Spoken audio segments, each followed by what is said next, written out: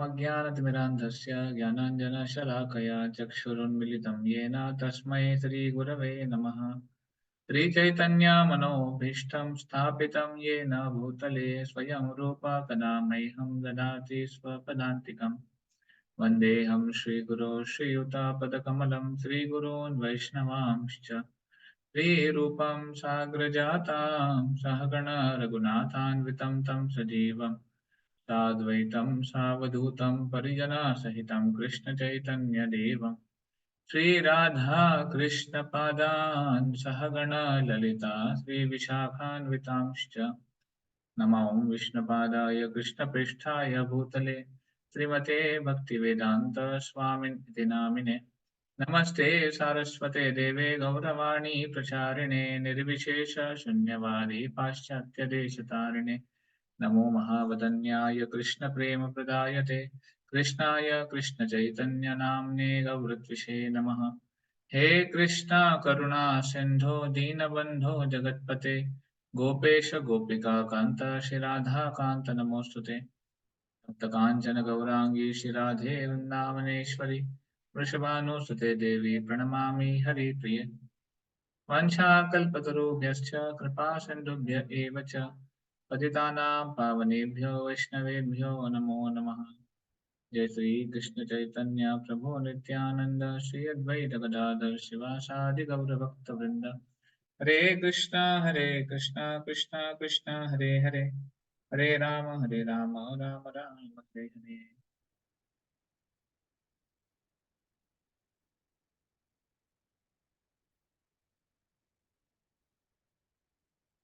हरे कृष्णा। पुनः एक बार आप सबका स्वागत है हमारे आज के सेशन में। तो लास्ट टाइम जैसे हमने डिस्कस किया था, कोई रिकैप करना चाहेंगे? लास्ट टाइम हमने वैष्णव सहचर का जो टॉपिक शुरू किया था उस पर क्या डिस्कस किया था?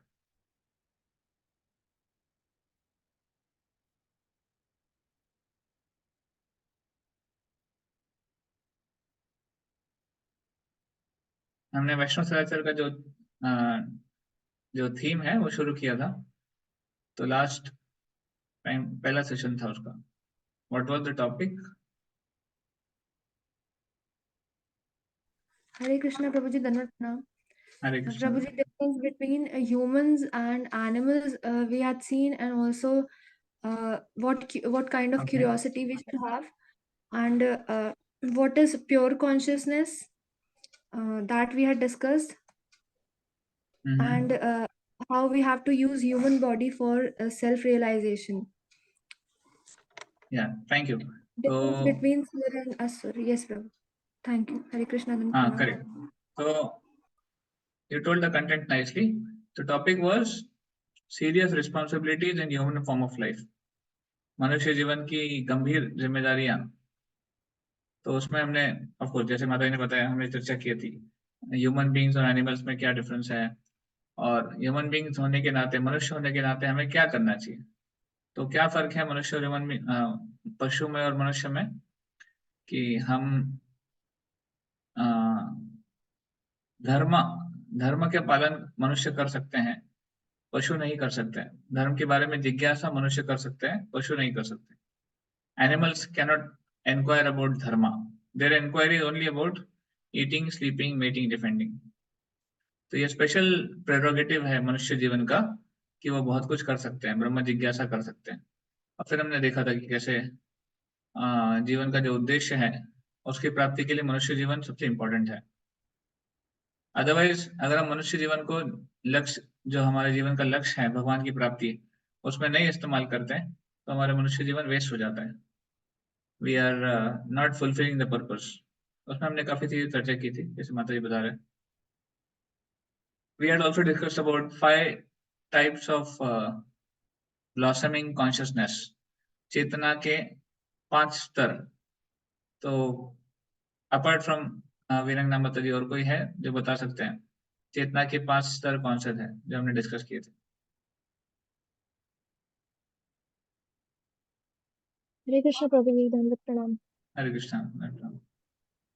Prabhuji, first one was Avrit, that is आवृत and then संकुचित, आवृत मुकुलित, चेतना मतलब, विकसित and आवृत आवृत means चेतना प्रभुजी मतलब, covered. हाँ कवर्ड, उसमें कौन So आते हैं? plants and those who can't हाँ, move. Trees and plants, correct, trees and plants. उसके बाद सेकंड, संकुचित प्रभुजी, those are like shrunk, जिसमें एनिमल्स आ जाते हैं, इंसेक्ट्स आ जाते हैं, हाँ एक्सेट्रा। संकुचित चेतना, संकुचित चेतना में पशु आते हैं, कीड़े आते हैं, वगैरह वगैरह, वो सब संकुचित में आते हैं, राइट। तीसरा था मुकुलित प्रभुजी, हाँ मुकुलित चेतना। मुकुलित चेतना मतलब बडिंग, जो बडिंग फेज में है, अभी धीरे धीरे ग्रो करना है। तो मुकुलित चेतना में कौन आते हैं? ह्यूमंस प्रभुजी बेसिकली। हाँ ह्यूमंस आते हैं, और कुछ पशु भी आते हैं, बट ये बडिंग कॉन्शियसनेस में है। तो प्रभुजी जैसे कौन से उनके एनिमल्स आ जाएंगे? अंदर, हाँ लाइक कौन से एनिमल्स आ सकते हैं उनमें, मुकुलित में? मुकुलित में ऑफकोर्स संकुचित में पशु आते हैं ज्यादा करके। मुकुलित में एटलीस्ट जो एनिमल मोड ऑफ गुडनेस में कह सकते हैं, वैसे पूरी तरह नहीं है। देखिए पशु का भी व्यवहार, अगर मनुष्य का व्यवहार जो पशु के समान होता है वो मुकुलित में है। जब मनुष्य का व्यवहार पशु के समान होता है, तो पशु तुल्य व्यवहार जो थोड़ा, you can say some animals like cows and all, they could come. वैसे तो मोस्टली पशु जो है वो मोड ऑफ इग्नोरेंस और मोड ऑफ पैशन में ही होता है, तो वो इसमें आएंगे, वो श्रंकन कॉन्शियसनेस, जो आवृत और संकुचित संकुचित में आएंगे। तो मुकुलित में जैसे हमने बताया मनुष्य आते हैं, जिनकी जिनकी चेतना डेवलप नहीं है, वो मुकुलित में आएंगे। बाद में चौथा प्रभुजी विकसित। विकसित चेतना, ब्लूमिंग कॉन्शियसनेस, उसमें कौन आता है?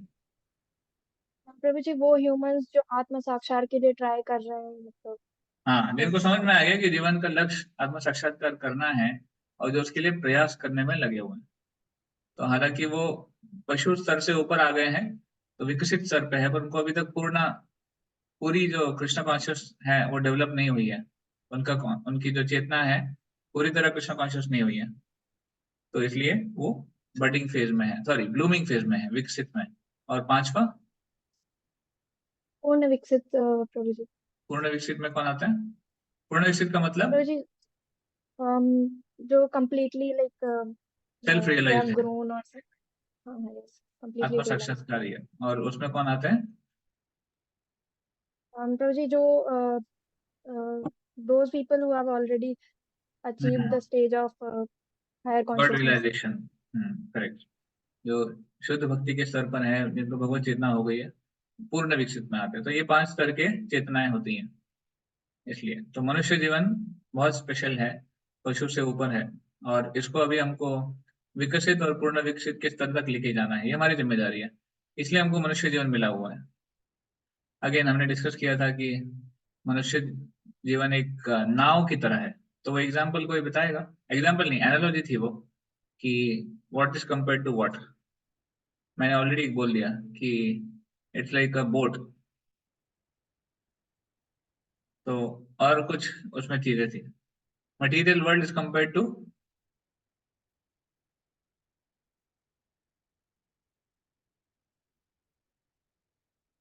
भौतिक जगत का कंपैरिजन किससे हुआ है?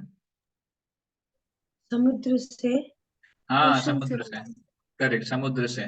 तो इस समुद्र को लांघना है, उसके लिए मनुष्य जीवन एक बोट के समान है। और इस बोट के कैप्टन कौन है?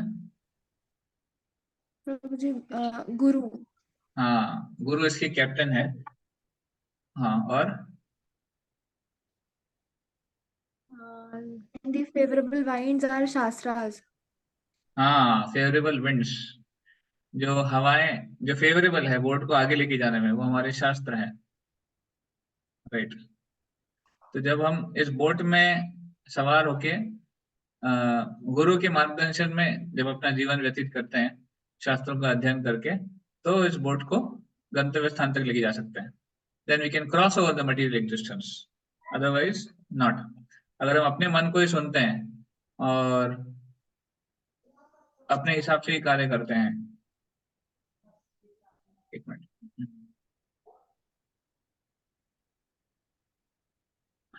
तो फिर उस केस में हमारे मनुष्य जीवन की जो सार्थकता है वो नहीं होगी, जीवन बीत जाएगा, मृत्यु आ जाएगी, बट देन उसका पर्पस सॉल्व नहीं होगा, राइट। सो ये बहुत सारी चीजें हमने चर्चा की थी about mainly about human form of life. तो इसके लिए हमने ये क्यों चर्चा की मनुष्य जीवन के बारे में, बिकॉज जब हम मनुष्य जीवन में आते हैं, मनुष्य स्तर तक आएंगे, तभी हम समझ सकते हैं कि हमें करना क्या है, और जब करना क्या है वो क्लियर होता है, तब उसके एटिकेट्स के बारे में बात होती है कि कैसे करना है। तो पहला प्रोसेस है संबंध, करना क्या है। दूसरा प्रोसेस है अभिधेय, कैसे करना है। और तीसरा फैक्टर है प्रयोजन, गोल क्या है। तो संबंध, अभिधेय, प्रयोजन। संबंध इज एस्टेब्लिशिंग द कनेक्शन, संबंध कि मुझे करना क्या है। अभिधेय प्रोसेस है गोल प्राप्त करने का, और प्रयोजन गोल है। तो मनुष्य जीवन में आए हैं तब समझ में आता है कि प्रयोजन क्या है हमारा, भगवान की भक्ति करना, भगवान से प्रेम प्राप्त करना, भगवान का जो प्रेम है उसको पुनः जागृत करना, again to revive that lost connection, that is the प्रयोजन। और संबंध क्या है हमारा, because I am the part and parcel of Krishna, हम सब भगवान के अंश हैं, भगवान के दास हैं, इसके लिए हमको करना है। और अभिधेय क्या है, प्रोसेस क्या है, ये भक्ति, नवधा भक्ति, 9 प्रोसेसेस, श्रवणम, कीर्तनम, विष्णु स्मरणम, पाद सेवनम, अर्चनम, वंदनम, दास्यम, साक्ष्यम, आत्मनिवेदन, दैट इज द प्रोसेस। तो इसलिए हम लोग प्रोसेस अभी डिस्कस करने वाले हैं कुछ सेशंस में आने वाले, बट प्रोसेस क्यों चाहिए इसके पहले हमने संबंध जोड़ने का प्रयास किया, इसलिए मनुष्य जीवन का महत्व जानना बहुत जरूरी है। तो हम लोग पशुओं से बेहतर है क्वालिटी में, इसलिए हमें हमारी क्वालिटी को पशु तुल्य नहीं बनाना चाहिए। मनुष्य जीवन अगर हम पशु के समान जीते हैं तो मिजरेबल हो जाता है, बहुत ही दुखी अवस्था में से जाता है। जैसे कल लास्ट टाइम एक श्लोक बता रहा था, जनस्य कृष्णाद विमुखस्य दैवाद अधर्मशीलस्य सुदुःखितस्य। जिन्होंने, जो अधर्म का पालन करते हैं और भगवान से अपना मुख दूर कर लिए हैं, अपना अपने आप को भगवान से अलग कर लिया है, दूर कर लिया है, वो सुदुःखितस्य, इस जीवन में दुखी दुख भोगते ऐसे। तो और कुछ नहीं मिलने वाला है अगर हम भगवान से दूर जाते हैं, भगवान के नियमों से दूर जाते हैं, वैदिक शास्त्रों के नियमों से दूर जाते हैं, तो हमें दुख के अलावा कुछ नहीं मिलने वाला है। So that is a very important thing to understand. There is no happiness in the material world. There cannot be any happiness. Only the material things. The only happiness is there which is in Krishna consciousness. तो मनुष्य जीवन का इस्तेमाल हमें Krishna consciousness develop करने में करना है, ना कि पशु के समान कार्य करने में ऐसे। और ये भी है कि जो मनुष्य जीवन में अगर कोई भक्ति का अभ्यास करने का प्रयास किए हैं, भले ही उनका जीवन पूर्ण ना हो, भक्ति पूर्ण ना हो पाए इस जीवन काल में, स्टिल उनको बेनिफिट मिलता है, they get much more results, और अगले जीवन में उनको भक्ति करने के लिए एक सुविधा मिलती है, एक मौका मिलता है। तो ऐसा नहीं कि इस प्रोसेस में कोई हानि है, कोई अगर इनकम्प्लीट भी छोड़ देता है तो भी उस प्रोसेस में गेन ही गेन है। कोई और ऐसा प्रोसेस नहीं है जिसमें इनकम्प्लीट होने पर भी आपको ग्रेड्स मिलता है, there is no other process. Material world में सारी डिग्रीज जो है कंप्लीशन पे ही मिलती है, सारा जो बेनिफिट है वो कंप्लीशन पे ही मिलता है, कंप्लीट अगर नहीं करेंगे तो बेनिफिट नहीं मिल पाता। बट कृष्ण कॉन्शियसनेस में ऐसा प्रोसेस है जो आप एक दिन भी करते हैं तो एक दिन का बेनिफिट मिलता है, या फिर 10 साल करते हैं तो उसका बेनिफिट मिलता है, पूरे जीवन भर करते हैं तो उसका बेनिफिट मिलेगा। That is how it is. Of course recently I was talking to some bank person, he was telling me आजकल इंटरेस्ट रेट पर डे होता है। I don't know much about banks, but बता रहे थे कि interest rate आजकल per day मिलता है, कि आपका आज इतना पैसा है बैंक में तो उसका इंटरेस्ट मिलेगा, कल आपने अगर निकाल लिया आधा पैसा तो उसके ऊपर इंटरेस्ट मिलेगा, परसों आपने डबल डाल दिया तो उसके ऊपर इंटरेस्ट मिलेगा। तो I was thinking this little similar to Krishna consciousness, जितना हम भक्ति करते हैं उसके हिसाब से हमको फल मिलता है। एनीवे, तो मनुष्य जीवन में महत्व समझने के बाद अभी हम हमें क्या करना है इसके ऊपर हम चर्चा करेंगे। So bhakti yoga is the process which we have to follow, which you are suppose to follow. Bhakti yoga कैसे करना है, भक्ति योगा मतलब क्या है, जो प्रोसेस भगवान से जोड़ता है हमें, दैट इज भक्ति योगा। अलग अलग योगों में अलग अलग योगा प्रोसेस हुआ करते थे, बट कलयुग के लिए जो विधि है वो है नाम संकीर्तन। इसके माध्यम से भक्ति योग करना है। So I'll just share my screen.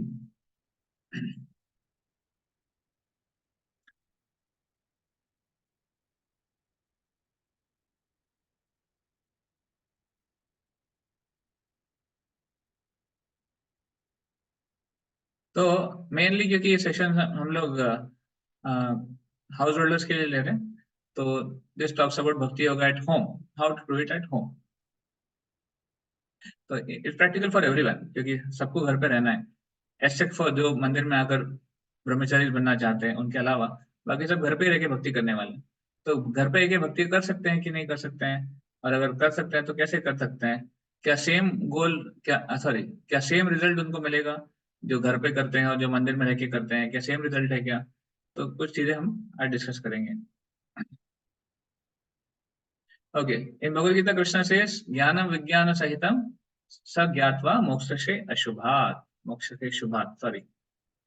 तो ज्ञानम विज्ञान सहितम, जिसने ज्ञान लिया है और जो विज्ञान का पालन करते हैं, तो मोक्ष से शुभात, उनको मोक्ष प्राप्त होगा। तो देखिए, ज्ञान क्या है? थियोरेटिकल नॉलेज जो हम सीखते हैं, और विज्ञान क्या है? जब उसको प्रैक्टिस करते हैं उससे जो साक्षात्कार मिलता है, दैट इज विज्ञान। तो ज्ञान और विज्ञान दोनों में अंतर है, और दोनों का अंतर समझना बहुत जरूरी है। तो मोस्टली जब हम जाते हैं कहीं पर भी कुछ सीखने के लिए, वो होता है ज्ञान, वो विज्ञान नहीं है। हालांकि नाम विज्ञान बोलते हैं, स्कूल और कॉलेज में बोलते हैं विज्ञान है। तो विज्ञान मतलब जब उसको प्रैक्टिस किया जाए, उसको रियलाइज किया जाए, तो विज्ञान होता है।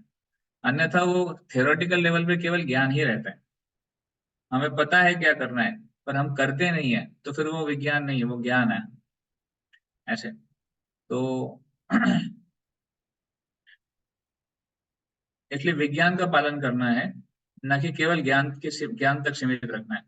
तो उसको प्रैक्टिस में भी लाना है। जैसे भगवान ने अर्जुन को गीता सुनाई, तो Krishna spoke Bhagavad Gita because Arjuna was in the state of bewilderment. Arjun को एक प्रकार से एक भ्रम हो गया था उनकी परिस्थिति के बारे में, और इसलिए ऑफकोर्स अर्जुन का जो भ्रम था वो एक प्रकार से भगवान का ही अरेंजमेंट था।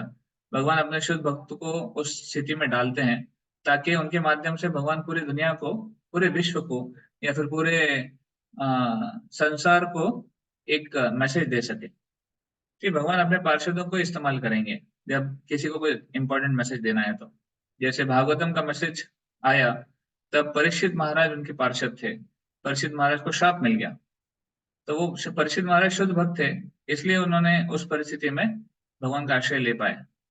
उसी तरह यहाँ पे इस सिचुएशन में अर्जुन थे, जो कि बहुत शुद्ध भक्त हैं, प्योर डिवोटी हैं, पर भगवान के योग माया से वो भ्रम में पड़ गए और वो भगवान से प्रश्न करने लग गए, और फिर भगवान ने उनको समझाकर हमें गीता दी। तो गीता भगवान ने अर्जुन को ही क्यों दी? क्योंकि अर्जुन तो एक गृहस्थ है, और अर्जुन तो एक प्रकार से राज्य कारोबार में भी लगे हुए थे। ही वॉज अ किंग और he was a brother of the king, you can से। पर ड्यूटी तो वही, एक क्षत्रिय थे और गृहस्थ थे, तो उनको क्यों सुनाई? ये समझाने के लिए कि जो भगवत गीता है वो केवल वैरागी लोगों के लिए नहीं है, वो प्रैक्टिकल लोगों के लिए है, जो प्रैक्टिकली उसको फॉलो कर सकते हैं। ऐसा नहीं कि जिनके पास बहुत टाइम है या फिर जिन्होंने वैराग्य ले लिया है, संन्यास ले लिया है, उन्हीं के लिए भगवत गीता का मैसेज है या फिर भगवत गीता की जो प्रैक्टिस है, ऐसा नहीं है। तो इसलिए हमें समझना चाहिए कि हमारे लिए भी उतना ही एप्लीकेबल है जितना रिनंसिएट्स जो वैरागी है उनके लिए थे। मिसकंसेप्शन अबाउट स्पिरिचुअल लाइफ, आध्यात्मिक जीवन के बारे में मिसकंसेप्शन क्या है लोगों में, कि रिटायरमेंट की बात करना है या फिर सब कुछ त्यागना पड़ेगा आध्यात्मिक जीवन में, आपको वैराग्य लेना पड़ेगा, चीजों को कम करना पड़ेगा। तो ऐसा नहीं है। आध्यात्मिक जीवन में वैराग्य ये चेतना के स्तर पे है। See, all of us have to become detached. Detachment जरूरी है, but not from things, from the enjoying mentality of the things. चीजों से दूर नहीं होना है, चीजों से डिटैच नहीं होना है, चीजों की जो भोग वस्तु है, जिसको भोग करने की इच्छा होती है, उससे दूर होना है। मान लीजिए मेरे पास गाड़ी है, मुझे गाड़ी की सहायता से, जैसे हम मंदिर जा सकते हैं, हम कुछ अन्य कार्य कर सकते हैं, वैष्णव की सेवा कर सकते हैं, पर अगर मैं कहूँ स्पिरिचुअल लाइफ प्रैक्टिस करनी है तो मुझे डिटैच होना पड़ेगा, तो मुझे गाड़ी छोड़ देनी पड़ेगी, तो फिर मैं मंदिर नहीं जा पाऊंगा, या फिर मैं कुछ सेवाएं नहीं कर पाऊंगा। तो इसका मतलब मेरी सेवाओं में या फिर मेरे कृष्ण कॉन्शियस होने में कुछ बाधा हो जाती है। तो गाड़ी का इस्तेमाल कर सकते हैं स्पिरिचुअल लाइफ के लिए, पर गाड़ी से आसक्ति नहीं रखनी कि अरे मेरी गाड़ी है, मुझे प्राण से भी ज्यादा प्यारी है, और मैं इसको बोस्ट करता हूँ, मैं लोगों के सामने दिखावा करता हूँ कि देखो मेरी कितनी अच्छी गाड़ी है वगैरह वगैरह। That should not be there. तो एंजॉइंग मेंटालिटी उस चीज के पीछे त्यागनी है। अगर कोई सुंदर है तो उसको गर्व हो जाता है कि वो सुंदर है, पर अगेन ये भोग वृत्ति है। तो एक सुंदर व्यक्ति भक्त नहीं बन सकता क्या? बन सकता है बिल्कुल, पर उसको अपनी सुंदरता पे, उसको अन्यथा जो जो आई मीन टू से फॉल्स ईगो है, उसका जो भ्रम है, मिथ्या अहंकार, वो नहीं होना चाहिए। वो सुंदर है तो उसको भगवान को धन्यवाद देना चाहिए कि भगवान आपने आपने आपका एक ऑपुलेंस है सुंदरता का, वो मुझे दिया है इस जीवन में, तो बहुत धन्यवाद। ऐसे कोई अगर ज्ञानवान है तो उसको भगवान को धन्यवाद देना चाहिए कि आपने मुझे ज्ञान दिया है। कोई अगर धनी है, पैसा है, तो उसको भगवान को धन्यवाद देना चाहिए कि आपने मुझे धन दिया है, और उस धन का इस्तेमाल भगवान की सेवा में करना चाहिए। तो जो भी भगवान ने दिया है उसका इस्तेमाल भगवान की सेवा में ही करना है, उसका गर्व नहीं होना है। ये असली डिटैचमेंट है। Like that, the spiritual life does not mean to give up things, it means to give up the enjoying mentality about behind the things. इसलिए प्रयास भी कर सकते हैं। अगर हम कुछ चीज प्राप्त करना चाहते हैं भगवान की सेवा में, तो प्रयास कर सकते हैं, बट वो गाइडेंस के अनुसार होना चाहिए। हमारे वैष्णव का गाइडेंस लेकर, उनका आशीर्वाद लेकर प्रयास करना चाहिए, तब वो सही दिशा में होता है। Spiritual life as per Bhagavad Gita, तो गीता में भगवान बताते हैं कि कैसे डायनामिक जो जीवन है उसमें आध्यात्मिक जीवन का कहाँ रोल आता है। तो ये जो आध्यात्मिक ज्ञान है, ये शुरुआत से देना चाहिए। आपको श्रीमद् भागवत में इसकी चर्चा होती है। आज धर्म व्हाट इज दैट, कौमारम आचरित प्राज्ञो धर्मान भागवतान। प्रहलाद महाराज बताते हैं 5 साल की उम्र से इस आध्यात्मिक ज्ञान को आत्मसात करना चाहिए, उसको प्रैक्टिस करना चाहिए, तो व्यक्ति सही दिशा में जा सकते हैं। ऐसे तो आध्यात्मिक जीवन में ना सबसे इंपॉर्टेंट चीज ये समझना जरूरी है कि we have to change our consciousness. हमें दास भाव में आना है। अभी हम स्वामी भाव में हैं, हम मास्टर हैं। All of us are swami. Even जो मतलब माताओं के लिए भी बताया गया है, इस स्वामित्व का जो भाव है वो प्रभुत्व का भाव है। वो प्रभु बनना चाहते हैं हम लोग, मास्टर, बट एक्चुअली हम है कौन? दास। तो पुरुष और स्त्री ये केवल लिंग का भेद नहीं है। आध्यात्मिक दृष्टिकोण से स्पिरिचुअल लाइफ में ये अंडरस्टैंडिंग है दैट पुरुष भाव मतलब enjoying mentality, one who is wanting to enjoy out of something, that is purush bhav. तो फिर वो स्त्री, फिर वो फीमेल हो या मेल हो, वो मैटर नहीं करता है। तो जब भोग की चेतना होती है वो पुरुष का भाव है, और स्त्री का भाव है सेवा भाव। स्त्री सेवा करना चाहती, ये उनका भाव है। तो भले वो चाहे मेल हो या फीमेल हो, वो स्त्री का जो चेतना है उसको आत्मसात करना चाहिए। तो एकले ईश्वर कृष्ण आरसव भृत्य, ऐसा वर्णन आता है कि पूरे ब्रह्मांड में, पूरे सारे ब्रह्मांडों में ईश्वर केवल एक ही है, कृष्ण ही है। तो पुरुष केवल भगवान है और बाकी सारी जीवात्माएं स्त्री है, या फिर प्रकृति बोल सकते हैं। स्त्री का दूसरा शब्द है प्रकृति। तो प्रकृति और पुरुष, तो पुरुष भोग करने वाला है, प्रकृति सेवा करने वाली है। तो हम क्योंकि भोग नहीं कर सकते, हम सब प्रकृति हैं। मेल हो या फीमेल हो मैटर नहीं करता है, हम सब प्रकृति हैं। हमारी हमारा पर्पज ही है सेवा करना, भोग करना नहीं है। अगर हम भोग करने में लग जाते हैं ना, तो वो पुरुष भाव आ जाता है, और फिर हम भगवान से कंपैरिजन करने लग जाते हैं। इसलिए हम बोलते हैं ना कि हमने भगवान को एनवी किया है, भगवान के साथ हमने भगवान के साथ ईर्ष्या करी है। क्यों करी है? क्योंकि हम भी पुरुष भाव में आ जाते हैं। We also get into enjoyment mentality, जो कि हमें त्यागनी है। तो इसलिए अब देखते हैं हम लोग आरतियां जो करते हैं, कभी आपने सुनी होगी आरतियां, तो हमेशा उसमें ऐसा ही वर्णन आता है कि I want to become servant, मुझे अपना दास बनाइए, गुरु का, वैष्णव का, तुलसी महारानी का, इस प्रकार हमें अपना दास बनाइए और आपकी सेवा में लगाइए। सो हमारा असली चेतना है दास भाव। अभी कुछ लोग सोच सकते हैं कि ये क्या है, हमको फोर्स किया जा रहा है क्या दास बनने के लिए, और क्यों हम सर्वेंट बन के रहें। सर्वेंट मतलब एक्सप्लॉयटेशन, ऐसे इस समाज का नियम हो गया है कि जो दास है उसका शोषण हो जाता है। बट स्पिरिचुअल लाइफ में ऐसा नहीं है, हमारी असली पोजीशन दास की है और हम दास बन के बहुत खुश हैं। हमारी असली संतुष्टि दास बनने में ही है, हमारी संतुष्टि प्रभु बनने में नहीं है। वो फॉल्स ईगो है हमारा, वो हमारा मिथ्या अहंकार है कि हम प्रभु बनना चाहते हैं, मास्टर बनना चाहते हैं, एंजॉयर बनना चाहते हैं। तो we should not, we should not try to become what should be the uh, our goal should be to become das, दास दासी जो भी है हमारा।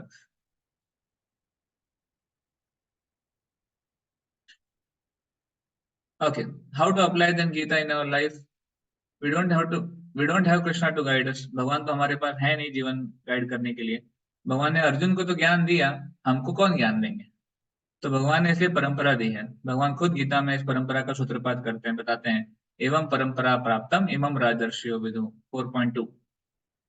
तो गीता 4.2 टॉक्स अबाउट इट कि जो मैसेज है परंपरा में आ रहा है नीचे, और इस परंपरा के माध्यम से हमें सेम मैसेज जो भगवान ने दिया था वही एज इट इज मैसेज हमको प्राप्त होते हैं। इनफैक्ट मतलब I can tell you honestly speaking, हम लोग ज्यादा फॉर्चुनेट है क्योंकि हम इस परंपरा में जितने गुरु हुए हैं उनका साक्षात्कार भी हमें प्राप्त हो रहा है।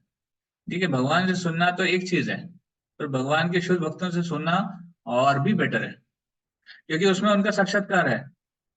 हम भगवान से सुन के कंफ्यूज हो जाएंगे, पर भगवान के शुद्ध भक्तों से सुन के कंफ्यूज नहीं होंगे क्योंकि वो हमें अपने लेवल पे हमारे हिसाब से ट्रांसलेट करके बताते हैं क्या करना चाहिए। We are more fortunate than hearing from Krishna. Of course इसका मतलब नहीं कि कृष्ण से नहीं सुनना है डायरेक्टली, मैं यही नहीं कह रहा हूँ, बट मैं बता रहा हूँ कि हमारी पोजीशन कितनी अच्छी है कि हम हमारे परंपरा में जो भी गुरु वर्ग आए हैं उनके माध्यम से हम सुन रहे हैं और वही मैसेज वो और अच्छे से दे रहे हैं। जैसे आपने सुना है ना, वो पेड़ पे जो फल होता है मीठा होता है, पर जब उसको शुक तोता खा लेता है तो वो और मीठा हो जाता है। अब देखिए, तोते के खाने से फल और मीठा हो जाता है, तो तोते के खाया हुआ फल खाते हैं लोग ताकि उसकी मिठास बढ़ जाए। तो हमारे केस में इतने सारे तोतों ने, तोते मतलब इतने सारे शुद्ध भक्तों ने इस भगवान के जो भक्ति का फल है वो खुद ग्रहण किया है और नीचे दे रहे हैं। तो आप सोचिए कितनी मिठास है राइट। तो we are fortunate, we are most fortunate. तो हमारे सोर्स अगर सही है तो हमारा मैसेज भी सही होगा, इसलिए ना सही सोर्स से सुनना जरूरी है। तो शुद्ध भक्तों के माध्यम से ही हमको सुनना है। आपको याद है हमने डिस्कस किया इसके पहले किससे सुनना है। तद्विधि प्रणिपातेन परिप्रश्नेन सेवया उपदेक्षन्ति ते ज्ञानम ज्ञानिनः तत्वदर्शिनः। जिन्होंने इस ज्ञान को आत्मसात किया है और जो तत्वदर्शी है, जिन्होंने तत्व को देखा है, तत्व को समझा है, प्रैक्टिस किया है, और उनके माध्यम से हम कृपा ले सकते हैं। इसलिए जिन दीक्षा लेते हैं, दीक्षा गुरु की क्वालिफिकेशन है ही शुड बी अ तत्वदर्शी। उन्होंने उतना प्रैक्टिस किया होना चाहिए और उनका उतना साक्षात्कार होना चाहिए, तभी वो दीक्षा देने के योग्य है। नहीं तो कोई भी ऐरा गहरा न तो गहरा दीक्षा नहीं दे सकता राइट। हाँ हाँ, सुनते जाएंगे और खाते जाएंगे। म्यूट कर दीजिए। हाँ बन जाएगा। तो that is the way of hearing. We should hear from the right source. We should not hear from the wrong source or impure source. अभी आप कहेंगे कि प्रभु जी जिसे हम सीख रहे हैं सब लोग शुद्ध भक्ति होने चाहिए, तो फिर क्या हम केवल सन्यासियों से सुने क्या, बीच वाले भक्तों से नहीं सुनना है क्या। अब फॉर एग्जाम्पल मैं आप सबसे बात कर रहा हूँ या फिर कुछ बताने का प्रयास कर रहा हूँ, मैं तो शुद्ध भक्त नहीं हूँ, ना ही मेरी उस यानी कोई योग्यता है उस लेवल पे। तो क्या ऐसे लोगों से सुनना चाहिए कि नहीं सुनना चाहिए। तो सी हमें गुरु परंपरा में जो भी शिक्षा गुरु प्राप्त हुए हैं उनके माध्यम से सुनना चाहिए। तो कई बार होता क्या है, हम लोग बहुत चूजी हो जाते हैं किससे सुनते हैं किससे नहीं सुनते हैं। हम एक स्पीकर से सुनते हैं, या फिर कई बार हम ऑनलाइन बहुत लोगों से सुन लेते हैं। आजकल ऑनलाइन का जमाना है, इतना अ, इतना इतना यूट्यूब इतना भरा हुआ है, ऑनलाइन मीडिया प्लेटफॉर्म इतना भरा हुआ है, किससे सुना जाए, बहुत सारे ऑप्शन हो जाते हैं। But always we should know कि हमारा सोर्स वो होना चाहिए जो हमें अपने जीवन में मार्गदर्शन दे रहे हैं और जिनके माध्यम से हम अपना स्पिरिचुअल लाइफ इंप्रूव कर सकते हैं, लाइक दैट। एक मिनट।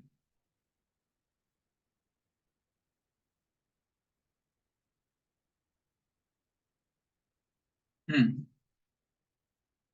तो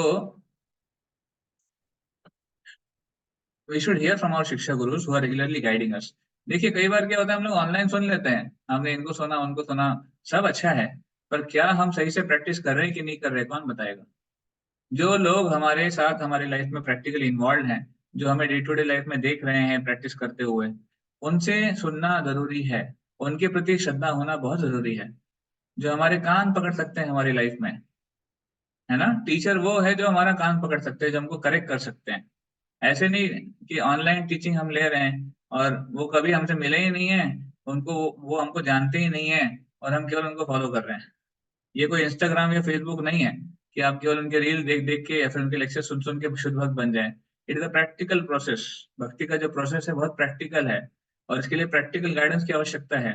हम क्या कर रहे हैं, क्या नहीं कर रहे हैं, हम सही कर रहे हैं या गलत कर रहे हैं, प्रैक्टिकली डिस्कस करना चाहिए अपने गुरुओं से, शिक्षा गुरुओं से। तो इसलिए उनसे सुनना बहुत जरूरी है रेगुलरली।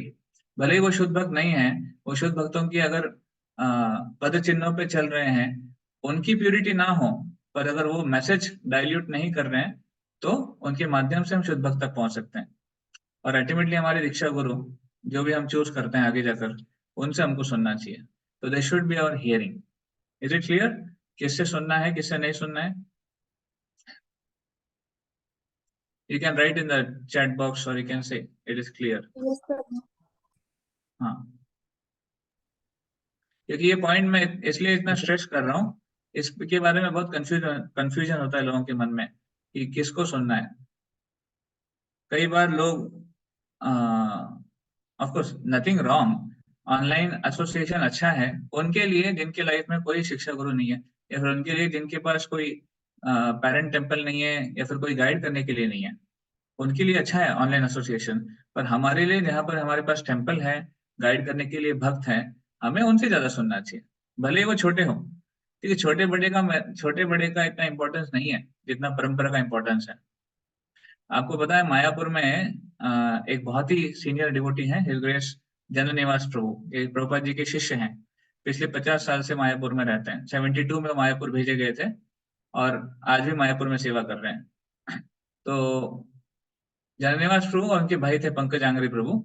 ये लोग अ, हालांकि हॉलैंड से हैं, इंग्लैंड से हैं, पर वहां पे भागवतम क्लास जो होती थी शुरुआत में बंगाली में होती थी, और भागवतम में बैठते थे। तो कुछ भक्त उनसे पूछते थे कि आपको क्या समझ में आता है? वो बोले हमें कुछ समझ में नहीं आता, बंगाली है। तो वो भक्तों ने बोला आप यहाँ पे बैठ के टाइम क्यों वेस्ट कर रहे हो? तो उन्होंने बोला अरे ऐसे कैसे बोल सकते हो, प्रभुपाद जी ने बोला है भागवतम रोज अटेंड करना है। भले ही बंगाली में, तो क्या हुआ, भगवान का गुणगान हो रहा है, भागवतम की चर्चा हो रही है, तो कहीं ना कहीं सूक्ष्म स्तर पे हमें फायदा होगा। सो उनका वो कॉन्फिडेंस था, उनका वो आ, विश्वास था कि हम भागवतम सुन रहे हैं अंडर द इंस्ट्रक्शन ऑफ गुरु। उन्होंने बोला है भागवतम सुनना है, इसलिए मुझे सुनना है। तो भले ही बंगाली है या हिंदी है, मैटर नहीं करता है। इंग्लिश समझ में आता है, बाकी भाषा समझ में नहीं आती, बट प्यूरिफिकेशन होगा। तो देखिए इतना अटूट विश्वास गुरु की वाणी पे था ऐसे। तो ये होना चाहिए हमारी लाइफ में, धीरे धीरे हमको उसको डेवलप करना है।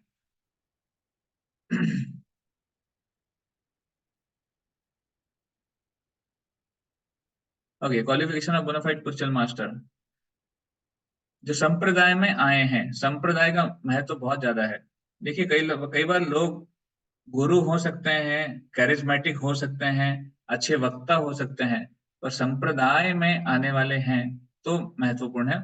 हमको भी वो जोड़ सकते हैं भगवान से उस माध्यम से। तो सम्यक प्रदायते इति संप्रदाय।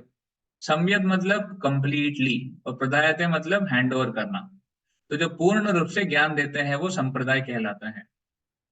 तो जो 4 प्रमुख संप्रदाय हैं उसमें जो वैष्णव आए हैं उनसे सुनना विशेष करके महत्वपूर्ण है। तो श्री संप्रदाय, ब्रह्म संप्रदाय, रुद्र संप्रदाय और कुमार संप्रदाय, इन 4 संप्रदायों को बोनाफाइड माना गया है। शास्त्रों में इसके वर्णन है, मैंने इसको डिस्कस किया है पहले भी, पद्म पुराण में श्लोक है।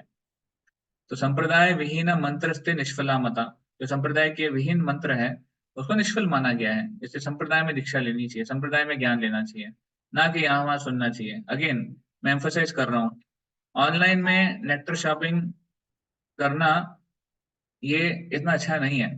मैंने आजकल हम देखते हैं, सॉरी टू हियर ऑल्सो, कि हम देखते हैं इस्कॉन डिवोटीज भी कई सारे स्पिरिचुअल ऑर्गेनाइजेशंस के लेक्चर सुनते हैं और यहाँ तक कि शेयर भी करते हैं व्हाट्सएप पे या फिर अन्य माध्यम से एक दूसरे को शेयर करते रहते हैं।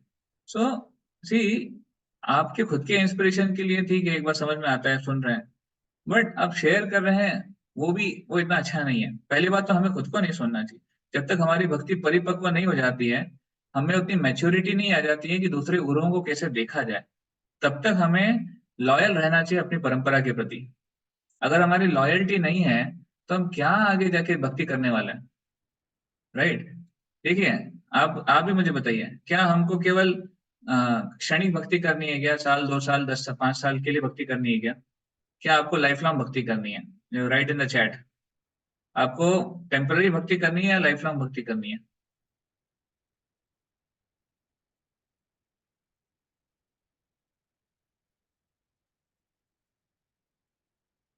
अगेन मैं ओपिनियन जानना चाहता हूँ, कोई फोर्स नहीं है, किसी को टेम्पररी करनी है तो भी चलेगा।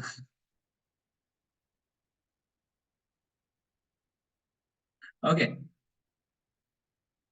तो जो कह रहे हैं जिनको लाइफ लॉन्ग भक्ति करनी है जीवन के अंत तक, तो आपको नहीं लगता लॉयल्टी बहुत ही इंपॉर्टेंट फैक्टर है उसके लिए? अपने परंपरा के प्रति जो हमारा लॉयल्टी को क्या बोलेंगे हिंदी में?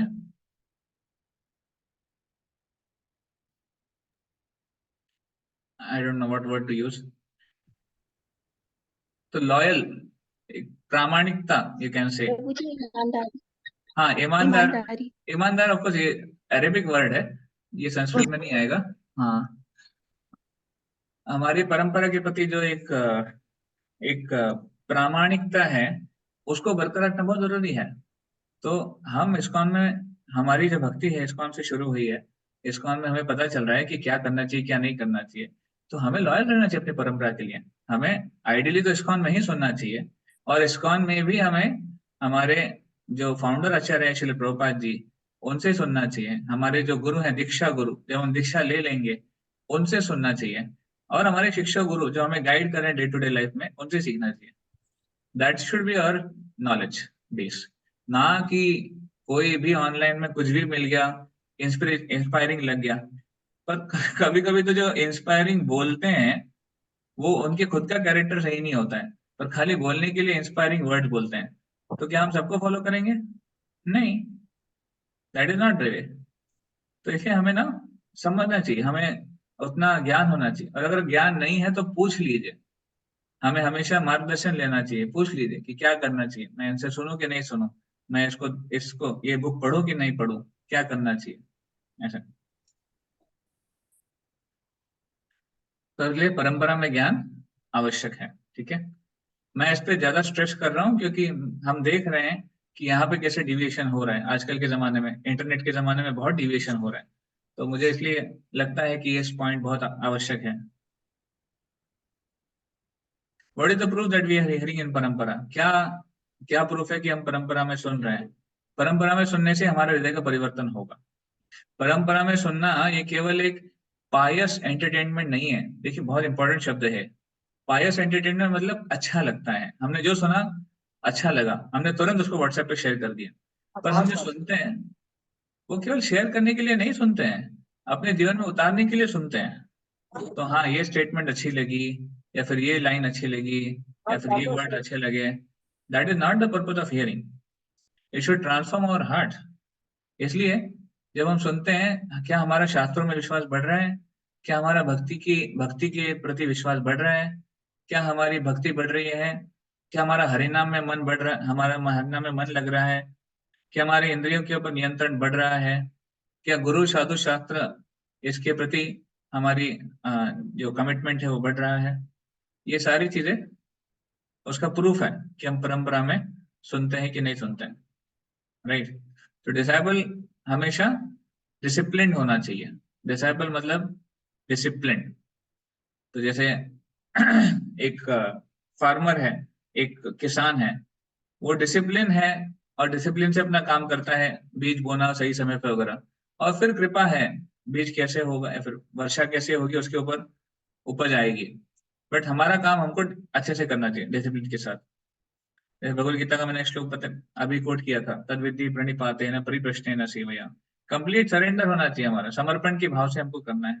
इंक्विजिटिवनेस होनी चाहिए, सच्चाई जानने की जिज्ञासा होनी चाहिए, और नम्र भाव होना चाहिए, उससे हमको कार्य करना है। हमें समझना चाहिए भगवद गीता 2.7 हमारे लिए है। भगवद गीता 2.7 में अर्जुन बताते हैं, कार्पण्य दोषो पहत स्वभावा पृच्छामि त्वाम धर्म संबोध चेता।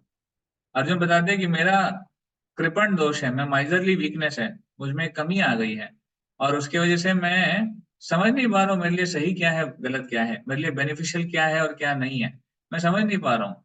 इसलिए मैं आपको पूछ रहा हूँ, हे कृष्ण, भगवान से पूछते हैं, गुरु से पूछते हैं वो, आप मुझे मार्गदर्शन कीजिए। शिष्यस्ते हम शादी माम त्वाम प्रपन्नम। मैं आपका शिष्य बनता हूँ और आप मुझे गुरु के रोल में आप मुझे मार्गदर्शन दीजिए कि मुझे क्या करना चाहिए, क्या सही है मेरे लिए। तो ये भाव हमारा जरूरी है। हम में से कितने लोग हमारे सीनियर के पास गए हैं और कभी बोला है कि प्रभु जी या फिर माता जी, हमें कुछ समझ में नहीं आ रहा है क्या करना है, इसलिए आप गाइड कीजिए। हम हार्डली जाते हैं। In fact I am also one of them. मैं नहीं कह रहा हूँ कि मैं बहुत ज्यादा फॉलो करता हूँ ये। कई बार हमारा जो अहंकार है हमें अपनी कमियों को एक्सेप्ट करने नहीं देते हैं कि हम हमारे में कुछ कमियां हैं। हम गुरु के पास नहीं जा पाते हैं, अपने आप अपने जो कमियां हैं उसको रिवील नहीं कर पाते। ये हमारी दूसरी कमी है कि हम अपनी कमी को रिवील नहीं कर पा रहे हैं। बट वी शुड गो, वी शुड ट्राई।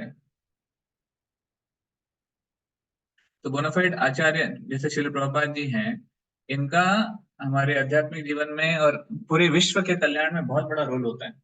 वो ज्ञान प्रदान करते हैं और वो ट्रेनिंग प्रदान करते हैं कैसे अपना जीवन परफेक्ट करना चाहिए। एक मंदिर क्या होता है? एक मंदिर एक अस्पताल के समान होता है। मंदिर केवल एंजॉय करने के लिए नहीं है, होटल जैसा नहीं है, मंदिर अस्पताल है। अस्पताल में जैसे बीमारी को चेक किया जाता है, डायग्नोस कर कर बीमारी का जो कारण है वो पता किया जाता है, और उसके ऊपर से ट्रीटमेंट दी जाती है, उसके साथ दवा दी जाती है। ये सारी चीजें हॉस्पिटल में होती हैं। तो उसी तरह जब मंदिर में आते हैं तो हमारा जो अ, हमारा भौतिक शरीर, ये हमारा एक प्रकार से बीमारी का लक्षण है, तो उसको डायग्नोस करना चाहिए। हमारी जो बीमारियां हैं वो क्या है? ईर्ष्या है, एनवी, या फिर भोग वृत्ति है, टू बिकम प्रभु, स्वामी। ये हमारी बीमारियां हैं। तो ट्रीटमेंट क्या करना है? सर्वधर्मान परित्यज्य, सरेंडर, ये ट्रीटमेंट होना चाहिए। और दवा क्या है? हरे कृष्णा कृष्ण कृष्ण हरे हरे, हरे राम राम राम हरे हरे। ये मेडिसिन है। तो ऐसे मंदिर को या फिर वैष्णव के जो संघ है उसको एक मेडिसिन के समान, एक हॉस्पिटल के समान हमको लेना है, और हमारा प्यूरिफिकेशन कराना है, ना कि एंजॉय करना है। मंदिर में आके घूमे फिरे टहले, चार लोगों से मिले, बात किए, नाचे गाए खाए, और अच्छे कपड़े पहने, अच्छे से अपने आप को डेकोरेट किया, पर मेन चीज भूल गए, क्या? श्रवणम करना। भक्तों से सुना नहीं, कोई जिज्ञासा नहीं करी, और फ्यूचर लाइफ में कोई ग्रोथ नहीं होगी। तो मंदिर का पर्पस या फिर वैष्णव के संघ का पर्पस हमारा शुद्धिकरण करना है, ना कि उसको एंजॉय करना है, या फिर उसको आ, केवल एक, आई मीन टू से, एक टाइम पास की तरह नहीं उसको बिताना है। तो एक असली मंदिर वो होता है जो इंपॉर्टेंस सिखाता है भक्तों के संघ की, वैष्णव के संघ की। तो वैष्णव का बहुत बड़ा रोल है हमारे जीवन में। साधु, साधु मतलब कौन है? तो साधु मतलब वो जो साधु के लक्षण रखते हैं। तो साधु के लक्षण क्या है? ये श्रीमद् भागवतम में श्लोक है, तितिक्षवा कारुणिका तुर्दम सर्वदेहिनाम अजात शत्रव शांता साधव साधु भूषणा। तो साधु के लक्षण क्या क्या है? तितिक्षवा, टॉलरेंट, वो हमेशा टॉलरेंट रहते हैं। कारुणिका, कृपालु होते हैं, मर्सीफुल। सुहृदम सर्वदेही नाम, सभी जीवात्माओं के प्रति सुहृद होते हैं, फ्रेंड होते हैं। अजात शत्रु, उनके कोई शत्रु नहीं होते हैं, वो किसी को अपना शत्रु नहीं मानते। शांता, मतलब एक समुद्र के समान शांत रहते हैं, कभी डिस्टर्ब नहीं होते, एजिटेट नहीं होते। साधव, उसको साधु कहा जाता है, साधु भूषण। तो इसलिए ऐसे साधुओं के लक्षण में रहना है, सॉरी, ऐसे साधुओं के संग में हमको रहना है। ऐसे साधुओं का संग हमको चाहिए जो ये गुण रखते हैं, या फिर ये गुणों को विकसित करने का प्रयास करते हैं। Otherwise, I'll take your question, Mataji. I'm just ending this, but I'll take your question. Otherwise, अगर हमें गलत संग मिल जाता है तो भौतिक संग का प्रभाव क्या है, देखो। जैसे अभी हम रिसेंटली अयोध्या यात्रा से होके आ रहे हैं, हमने वहां पर भी चर्चा करी। अयोध्या का एक बहुत इंपॉर्टेंट लेसन क्या है अयोध्या धाम से, या फिर राम के जीवन में, जो कैकेयी है उसका हृदय परिवर्तन। कैकेयी को सीता माता के प्रति इतना प्रेम था कि वहां पर एक कनक भवन है जो कैकेयी का था महल, उन्होंने सीता माता को गिफ्ट कर दिया। ऐसे बोलते हैं मुंह दिखाई में गिफ्ट कर दिया।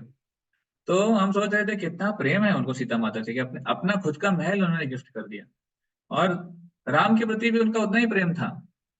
तो जब राम राजा बनने वाले थे वो बहुत खुश थी कैकेयी, पर गलत संग, देखिए थोड़ा सा भी गलत संग कितना बड़ा प्रभाव कर सकता है, कि रातों रात कैकेयी की चेतना बदल गई और उनकी चेतना इतनी दूषित हो गई कि उन्होंने मंथरा के जो गलत इरादे थे उसको समर्थन किया, और फिर उन्होंने राम को वनवास भेज दिया और दशरथ महाराज से आग्रह किया कि भरत को राजा बनाइए, like that. So danger, material association बहुत डेंजरस है। हमको कभी समझना, ऐसा लगना नहीं चाहिए कि हम तो प्रभु जी, हम इतने अच्छे से भक्ति कर रहे हैं, हमें कुछ हो ही नहीं सकता। ऐसे अगर हम सोचते हैं तो हम मूर्ख हैं, वी आर फूल नंबर 1, क्योंकि कैकेयी से ज्यादा भक्ति हमें तो नहीं है और कैकेयी प्रभावित हो सकती हैं, तो हम कहाँ के हैं ऐसे। तो भौतिक संग जो है ना, वो कैसे हमें प्रभावित करेगा हमें पता भी नहीं चलता है, और हमें हमें जब तक पता चलेगा तब तक हमारा पतन हो गया होगा। फिर हम पश्चाताप करेंगे कि अरे ऐसे क्यों हो गया, but that should not be the case. इसलिए बहुत सावधान रहना चाहिए किसका संग हम कर रहे हैं, या फिर किसके विचारों का संग कर रहे हैं। कैसे विचार है जिसका हम फ्रेंडशिप है, इन प्रभु जी का क्या विचार है, इन माता जी का क्या विचार है, मैं इनके साथ रह रहा हूँ, रह रही हूँ, क्या ये भोग करना चाहते हैं भक्ति में आके, या सेवा करना चाहते हैं, क्या ये अच्छा व्यवहार रखते हैं, क्या ये दूसरे भक्तों से अच्छा व्यवहार रखते हैं, सही व्यवहार रखते हैं, क्या इनका सदाचार सही है, क्या इनका आचरण सही है, ये सब हमको देखना चाहिए। और पहले तो पता होना चाहिए कि सही आचरण क्या है, सही सदाचार क्या है। उसके लिए हमारे जो डिस्कशन है वो आगे जाके हम करेंगे। तो आज हम उसका बेस सेट कर रहे हैं कि क्यों पता होना चाहिए। तो इसलिए एक आध्यात्मिक गुरु को स्वीकार कर कर हमें उनके माध्यम से ये सारी चीजें ज्ञात करनी चाहिए। गुरु क्या सिखाते हैं, how can one be Krishna conscious in family life. हमारे गृहस्थ जीवन में भी हम कैसे कृष्ण कॉन्शियस रह सकते हैं। तो गृहस्थ जीवन का एक बहुत बड़ा जिम्मेदारी है। जैसे ऋषभ देव, भगवान ऋषभ देव ये अपने पुत्रों को उपदेश देते हैं, उसमें बताते हैं गुरु न सत्स्यात् स्वजनो न सत्स्यात् पिता न सत्स्यात् जनि सत्स्यात् दैवम न तत्स्यात् न पतिश्च सत्स्यात् न मोचयेत् यः समुपेत मृत्युम्। वो कहते हैं कि हमें गुरु नहीं बनना चाहिए, हमें स्वजन नहीं बनना चाहिए, हमें पिता नहीं बनना चाहिए, माता नहीं बनना चाहिए, हमें पति नहीं बनना चाहिए, एक्सेट्रा एक्सेट्रा। अगर हम अपने जो डिपेंडेंट्स हैं उनको जन्म मृत्यु के चक्र से बाहर नहीं निकाल सकते, अगर हमें वो क्षमता नहीं है, तो हमें ये सारे बड़े बड़े रोल्स नहीं लेने चाहिए। ये बहुत बड़े रोल्स हैं, ये रिस्पॉन्सिबल रोल्स हैं, और इसके रिस्पॉन्सिबिलिटी होनी चाहिए। खैर, आप में से कभी कोई पिता माता हो सकता है ना हो, बट इसका मतलब नहीं है कि ये रोल आगे जाके नहीं है, ये रोल आएंगे। और ये रोल अगर हमें लेने हैं तो फिर हमें कृष्ण कॉन्शियस रहना बहुत जरूरी है, हमें जीवन का लक्ष्य पता होना बहुत जरूरी है। तो ये गुरु है जो हमें सिखाते हैं। गुरु क्या हमें कहते हैं, नियमों का पालन करो। देखिए, जो व्यक्ति कहता है ना कि नियम वगैरह कुछ नहीं है, आप बिंदास रहो, अपने हिसाब से रहो, आपको जो करना है करो, नहीं, वो हमारा असली मित्र नहीं है। मैं आज सुन रहा था, who is your real friend, हमारा असली मित्र कौन है। वो जो हमारे गलत करने पे हमारे कान पकड़ता है या फिर हमें करेक्ट करता है, वो हमारा असली मित्र है।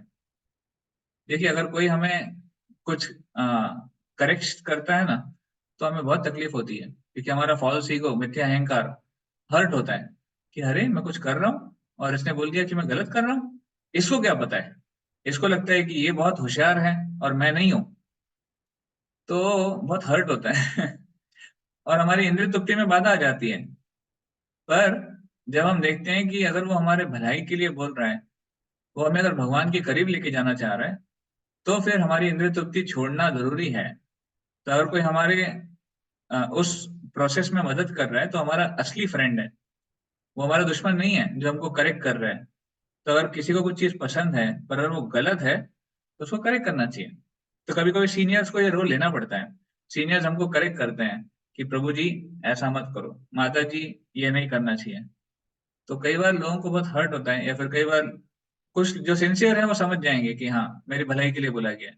जो सिंसियर नहीं है, उनको लगता है कि नहीं हमारी इंद्रिय तृप्ति में बाधा आ रही है, तो क्या करो, ये सीनियर को ही छोड़ दो तो हम सीनियर को ही छोड़ देते, फिर सीनियर ही बदल देते हैं, और जो सीनियर हमें अपने हिसाब से करने देता है, उस सीनियर को पकड़ लेते हैं। तो ये गलत है, ये भाव नहीं होना चाहिए। इससे अच्छा है तो फिर हम शिष्य ही ना बने, हम अपने हिसाब से कार्य करें तो हमें नियमों का पालन स्ट्रिक्टली करना चाहिए। 4 नियम विशेष करके: no intoxication, no gambling, no meat eating, no illicit connection. एक गुरु क्या सिखाता है? Moral and spiritual honesty. हमें ऑनेस्ट रहना है, भौतिक रूप से भी और आध्यात्मिक रूप से भी। ऑनेस्टली हमें भक्ति करनी है, हमें उसमें कलमश नहीं चाहिए, हमें उसमें अपना डुप्लीसिटस नहीं चाहिए। डुप्लीसिटस नेचर मतलब जो मुझे पसंद है वो करना, और जो पसंद नहीं है वो नहीं करना, ये डुप्लीसिटी हो गया। ऑनेस्टी मतलब जो बोला गया वो करना। तो असली मोरालिटी क्या है? यत्र योगेश्वर कृष्ण यत्र पार्थो धनुर्धर। जो कृष्ण कहते हैं, जहाँ कृष्ण है वहाँ जैसे कृष्ण का उपदेश है उसके हिसाब से जीना, वो मोरालिटी है, वहां मोरालिटी रहेगी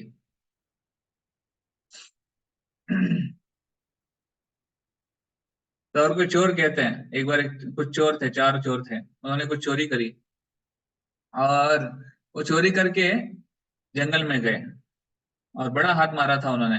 तो अभी फिर चारों डिस्कस करने लगे, ये देखो हम सब मिलके चोरी करी है, तो सबको एक साथ बांटना चाहिए, यहाँ पे एकदम ऑनेस्ट रहना चाहिए, चारों में बांटना चाहिए तो हालांकि यहाँ पे ऑनेस्टी दिखा रहे हैं कि चारों में बांटना चाहिए, पर जहां से चोरी करके लाए वहां ऑनेस्ट है क्या? नहीं तो क्या ऑनेस्टी होगी? ऐसी तो ऑनेस्टी कुछ काम की नहीं है कि हाँ चोरी करने टाइम में ऑनेस्टी नहीं है, बाद में बोलते हैं कि ऑनेस्ट रहना चाहिए।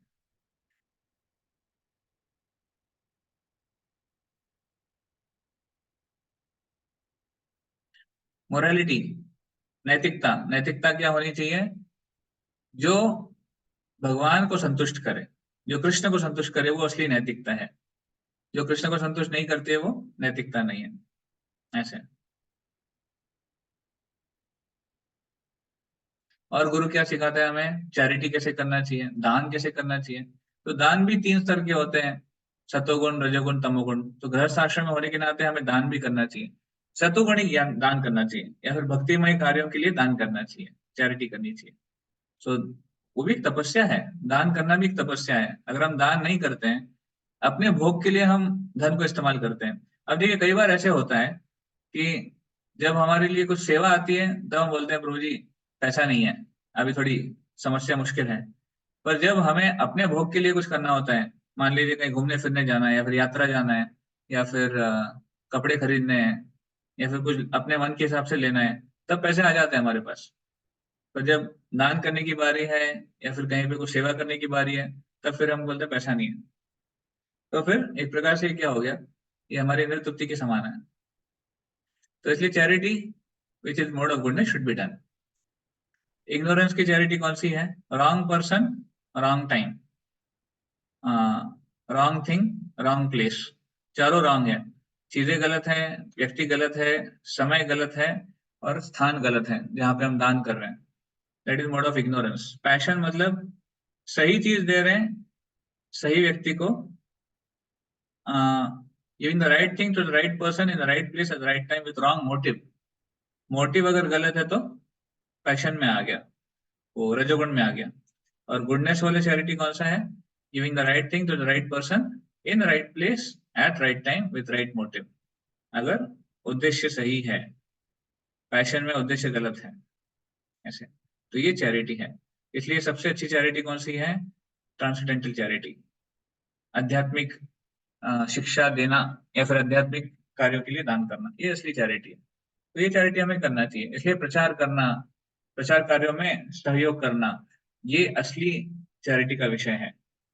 केवल भौतिक कार्यों के लिए धन देना, ये भी मोटिव सही नहीं है, या फिर कार्य कभी कभी सही नहीं होता है ऐसे। तो it's about charity. Of course, there are many more things which we'll cover. Okay, one more thing I'll cover. हाँ, हाउ टू डोटेल योर ऑक्यूपेशन। गुरु क्या सिखाते हैं हमें? अपने ऑक्यूपेशन को भक्ति में कैसे लगाना है। अभी हम देखिए 21वीं सदी में हैं, इतनी सारी चीजें हम करते हैं, तो हम शास्त्रों के हिसाब से जीवन तो नहीं जी पा रहे, क्योंकि शास्त्रों की जो वैदिक लाइफ है, वैदिक लाइफ में एक्टिविटीज भी ऐसी होती थी जो काफी मोड ऑफ गुडनेस में होती थी। उनके जो जॉब प्रोफाइल अगर आप देखेंगे जॉब प्रोफाइल्स काफी सिंपल हुआ करते थे, आजकल इतने कॉम्प्लेक्स हो गए हैं। तो गुरु हमें सिखाते हैं मैच्योरली कि आज के जमाने में भगवान की सेवा कैसे करनी है ऐसे। वो गुरु का काम है। कौन से काम सही है, कौन सा जॉब सही है, कौन सा बिजनेस सही है, या फिर कौन सा बिजनेस हमें उग्र कर्म में नहीं लेके जा रहा है, ये हमें गाइडेंस गुरु से लेना चाहिए, उनसे डिस्कस करना चाहिए। और अपने घर को एक मंदिर में परिवर्तित करना है, भगवान को वहां पर स्थापित करना है। Inviting the lord in our home. जैसे हम भगवान को अपने हृदय में लाना चाहते हैं, तो जब हम भगवान को घर में लेके आते हैं, वहां से हम अपने को भगवान को हमारे हृदय में भी लेके आना चाहिए। तो best possible place in the home. जब हमारे घर में मंदिर हम बना रहे हैं, तो बेस्ट पॉसिबल जगह होनी चाहिए। ऐसा नहीं कि किसी कोने में या फिर जिस जगह पे और कुछ कर नहीं सकते वहां पे मंदिर बना दिया ऐसे। हाँ, हालांकि देखिए अभी आप लोगों को, अगर आपके जीवन में, आपके घर में अगर आपको अथॉरिटी है, तो आप ये चीज फॉलो कर सकते हैं। अथॉरिटी अगर नहीं है तो कोई बात नहीं, जब आपके पास खुद का सामर्थ्य होगा तब आप ये चीज ध्यान रखिए कि भगवान का स्थान हमेशा बेस्ट होना चाहिए। इनफैक्ट ड्राइंग रूम, जो हमारा मेन लिविंग रूम है, जिसमें लोग रहते हैं या फिर एंट्री करते हैं, वहां पर instead of a big TV, television की जगह पर वहां पर भगवान होने चाहिए। That is the way we have to worship Krishna. तो ये सब हमें गुरु मार्गदर्शन देते हैं कि कैसे करना है।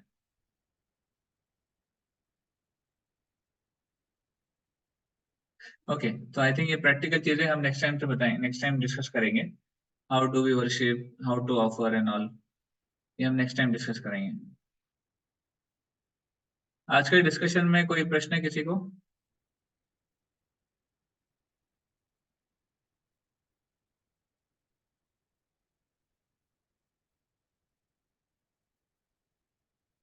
एनी कमेंट्स और एनी क्वेश्चन? हरे कृष्ण प्रभु जी। हरे कृष्णा।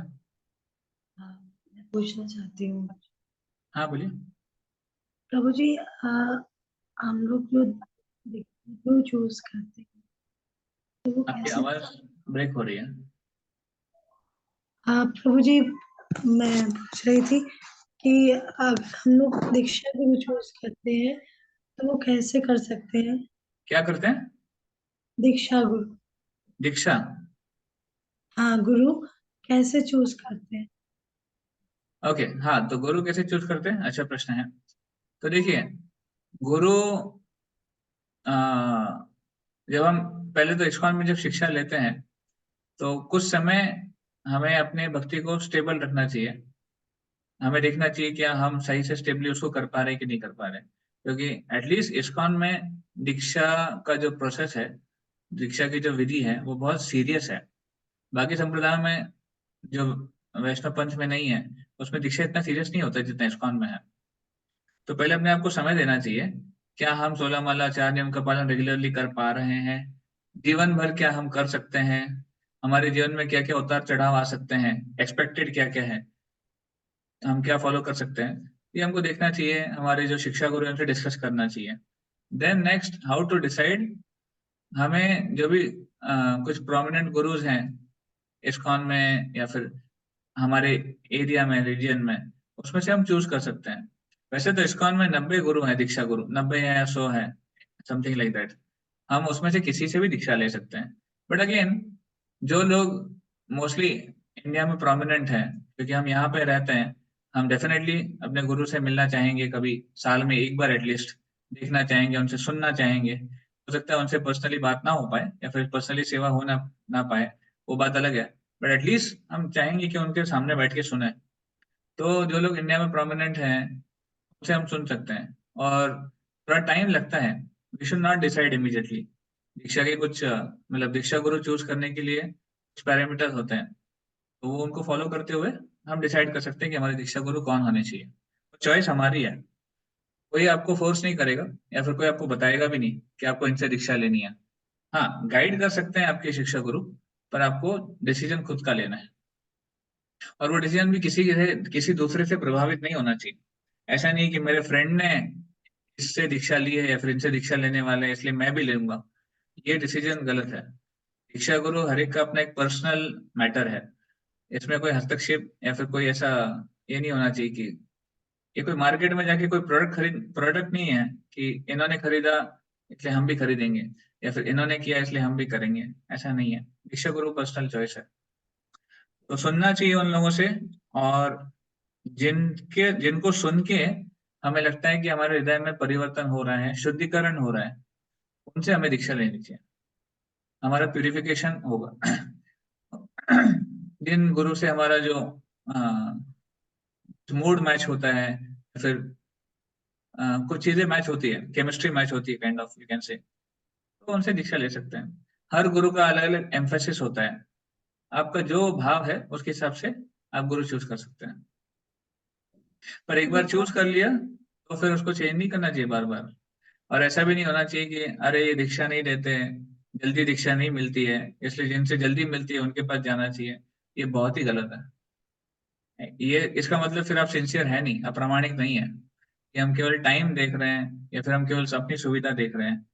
हमें अपना शुद्धिकरण देखना है, टाइम भले ही कितना ही लगे। आज मैं एक भक्त से मिल रहा था, आज सुबह ही मिला था मैं उनसे। वो एक पर्टिकुलर गुरु के डिसाइपल हैं, मैं नाम नहीं लूंगा, और उनकी दीक्षा 17 साल बाद हुई। 17 साल तक उन्होंने प्रैक्टिस किया, तब उनकी दीक्षा हुई। पर वो टिके रहे, ऐसे नहीं कि उन्होंने किसी दूसरे से दीक्षा ले ली या फिर उन्होंने कुछ और प्रोसेस फॉलो किया, नहीं, 17 साल तक वो लॉयल थे।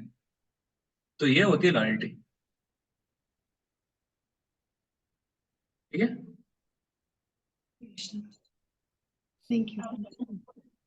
हरे कृष्णा प्रभु जी। हरे कृष्णा। प्रभु जी, जैसे आपने बताया कि साधु के जो गुण होते हैं, टॉलरेंट और उसका कोई शत्रु नहीं होता है, शांत होता है, ऑल गुड क्वालिटीज होती है उसके अंदर। क्या प्रभु जी साधु गुरु बन सकता है हाँ, या फिर गुरु यही साधु हो गुरु, सकता है?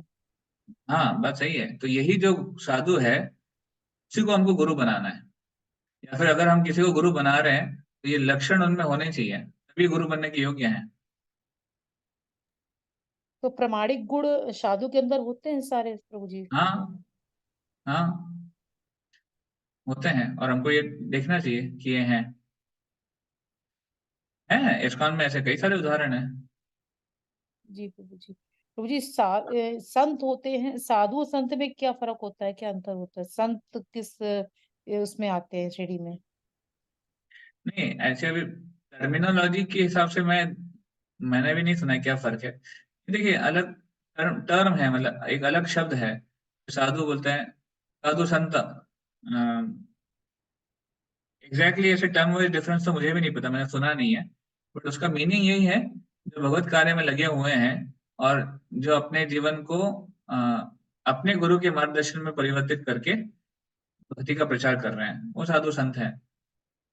मराठी में एक कहावत है, साधु संत येती घरा तोची दिवाळी दसरा। साधु संत जब घर पे आते हैं वही असली दिवाली है, दशहरा है। तो साधु संतों का बहुत महत्व है। ये वो लोग हैं जिन्होंने अपने मन में, अपने चित्त में भगवान की सेवा को धारण करके रखा है, उसको प्रायोरिटी दे दी है पूरी तरह। ये वो लोग हैं। तो इनका जो संग है वो शुद्धिकरण करने वाला होता है। प्रभु जी, कुछ साधु होते हैं वो गृह जीवन में रहकर ही वो साधु रहते हैं, और कुछ होते हैं संन्यास धारण कर लेते हैं। बट प्रभु जी संत का कि क्या हो सकता है? संत क्या घर में रह के संत हो सकते हैं क्या वो? और संत क्या योग द्वारा प्रभु को प्राप्त करते हैं क्या आध्यात्मिक जीवन में? मैंने संत योग का परिभाषा नहीं सुना। देखिए, भगवत गीता में या भागवतम में साधु का लक्षण बताया गया है। संत का लक्षण ऐसे मैंने सुना तो नहीं है। अगर मैं देखूंगा, मैं चेक करूंगा कि संत का कोई ऐसा लक्षण है, फिर ऐसा कोई शब्द है कि नहीं। बट हमें कंफ्यूज नहीं करना है, दोनों में कोई फर्क नहीं है, दोनों एक ही है एक प्रकार से। साधु संत मतलब वो लोग जिन्होंने भगवान की सेवा के लिए अपना जीवन दिया है, भले वो गृहस्थ हो या सन्यासी हो, वो मैटर नहीं करता है। जो मैंने गुणवत्ता अभी आपको दिखाई, तितिक्षवा कारुणिका, तुर्द सर्वदेही नाम, अजात शत्रु शांता, साधव साधु भूषणा, इस श्लोक में कहीं नहीं लिखा है कि उसको वैरागी होना चाहिए। तो शास्त्रों में ऐसा कोई ये नहीं है कि वैरागी ही साधु हो सकता है। ठीक है। जी प्रभु जी। तो कोई गृहस्थ भी हो सकता है, कोई स्त्री भी हो सकती है। अभी साधु मतलब स्त्री के शरीर में भी हो सकती है। जैसे यमुना माता जी प्रभुपाद जी की शिष्या थी, प्रभुपाद जी खुद उनको कंफर्म किए थे कि ये शुद्ध भक्त है। तो शरीर से मैटर नहीं करता है, गुणवत्ता देखनी है।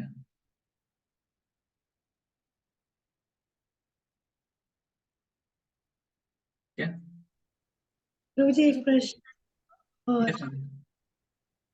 प्रभु जी दीक्षा हम लोग जो लेते हैं वो माता जी से ले सकते हैं? माता जी गुरुज अगर हैं, पहले तो माता जी गुरु फिलहाल इस्कॉन में आई डोंट थिंक कोई है। और अगर हैं, जब बोनाफाइड वो गुरु होंगे, दीक्षा गुरु अगर बन जाएंगे, फिर ऑप्शन हो सकता है। अभी फिलहाल शायद नहीं है। सन्यासी ही देते हैं दीक्षा? हाँ, सन्यासी है, गृहस्थ भी देते हैं, कुछ कुछ गृहस्थ भी हैं। गुरुजन प्रभु जी हैं जो दीक्षा देते हैं। उसके अलावा वैशिष्टिक प्रभु वो दीक्षा देते हैं।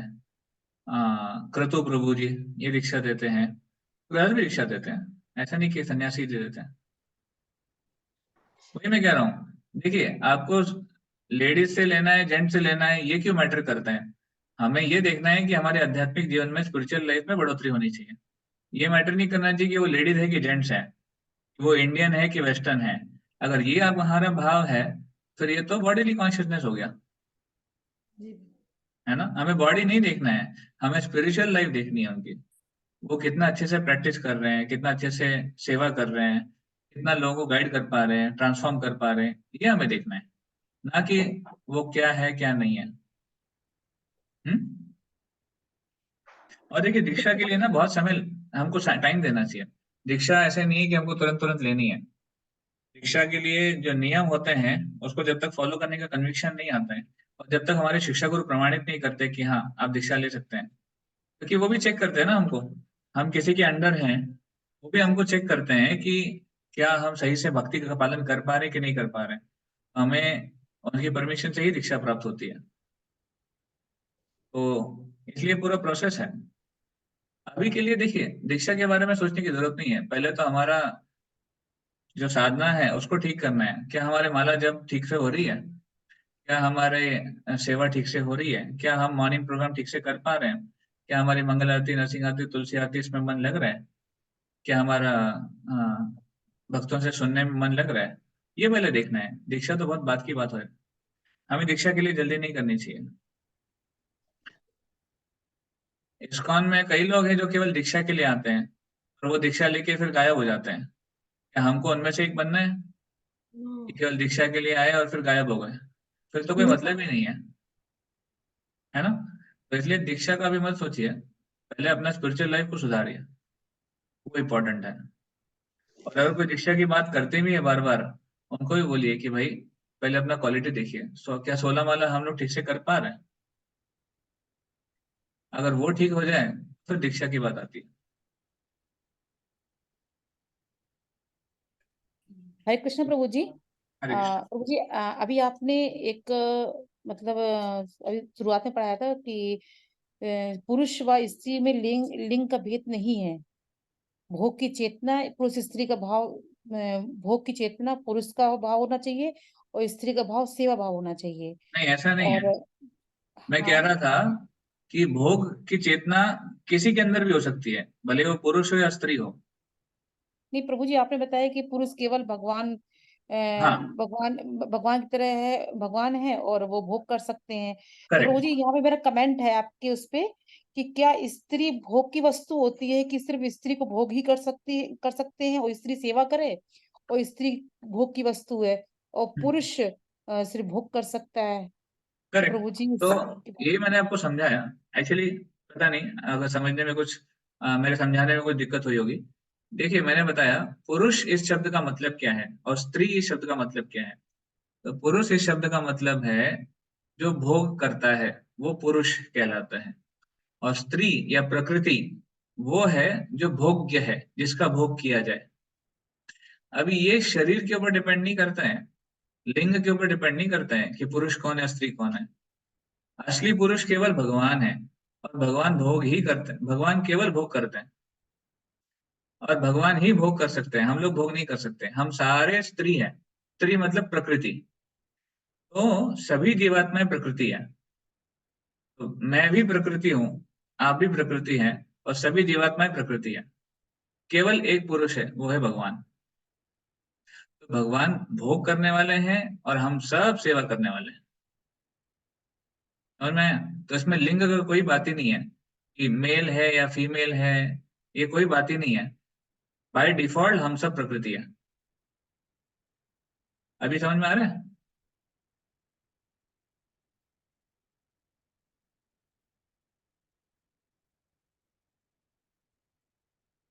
जी प्रभु जी। प्रभु जी। ठीक है।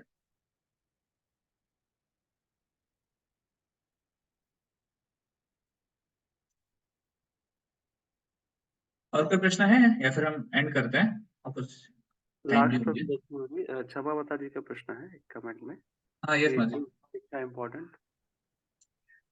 Is diksha important? हाँ, चैट में था। ओके, तो diksha is important. Yes, diksha important है, क्योंकि दीक्षा के माध्यम से हम गुरु परंपरा से जुड़ते हैं। वी कनेक्ट टू द गुरु परंपरा थ्रू दीक्षा। तो दीक्षा जरूरी है। अभी एक है दीक्षा बाय हार्ट, दूसरी है diksha by diksha as a process.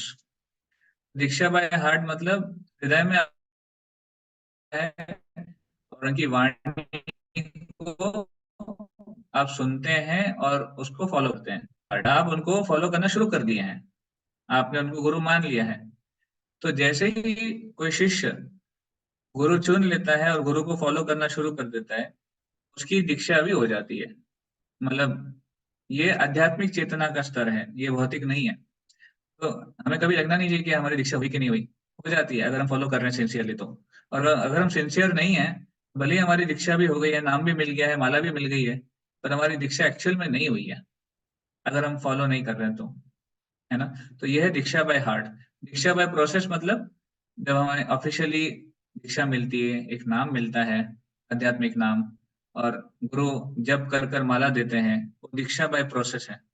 Process भी जरूरी है, प्रोसेस भी जरूरी है, बट बाय हार्ट पहले जरूरी है। पहले हृदय में स्वीकार करना है, फॉलो करना है, और फिर धीरे धीरे प्रोसेस भी हो जाएगा। तो दीक्षा आवश्यक है।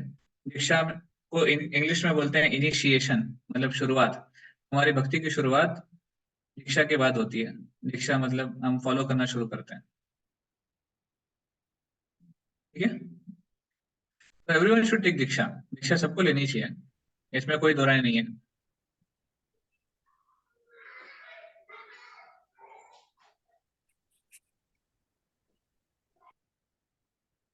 यस, और कोई थैंक यू। प्रश्न?